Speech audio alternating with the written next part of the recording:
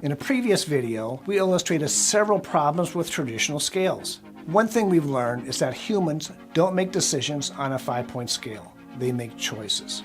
Today, I'm going to give you one alternative solution, and more will be coming. This video will cover what we call rapid review. We created our own test-controlled research studies so we could share it with others. And we'll get to that in just a bit. This is how rapid review works. We take respondents through the same process they typically go through in the real world, all through a series of choices, not scales. First, we ask respondents to tell us if they would consider purchasing the product. Does it enter their consideration set? They give us a thumbs up or a thumbs down. They make a choice, just as they would in the real world. We repeat this for all the alternatives we want to test. Then we bring those they would consider back and ask if they would purchase them. Not on a scale, but we ask for a choice. Depending on the product, we may take them through a checkout screen, such as when they buy a product online. Very different from how our industry typically does this. But does it work? We created two cells, one with a traditional 5-point purchase likelihood scale and one with our choice approach. Do you see any surprises? Let's compare this to market share. Take a look at this.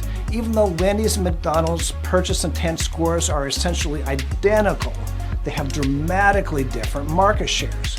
What's going on? This should give any researcher heartburn. Now let's look at our choice results. Notice the numbers are almost identical to actual share. Now let's look at all 10 restaurants we tested and compare to share. The slopes are different at different ends of the scale. This means that we can't simply use a constant to project volume when using these scales. Now let's overlay our choice results. Notice that choice lies right on top of the share line. Following the choice process humans use in the real world will result in more predictive findings. It works great on a mobile device. After all, who comes home after work, fires up their desktop computer to take surveys? We come home and look at our phones. If we rely on PCs to take surveys, what kind of respondents are we getting anyway? And we know that grids of scales and methods such as MaxDiff are difficult to execute on a mobile device. This system is amazingly flexible. Our job is to screen out those with a lower chance to succeed so that we can focus more resources on those that have a higher probability of success. This is what rapid review does.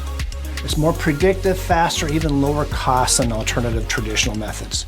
And it's also more fun for respondents, so what's not to like?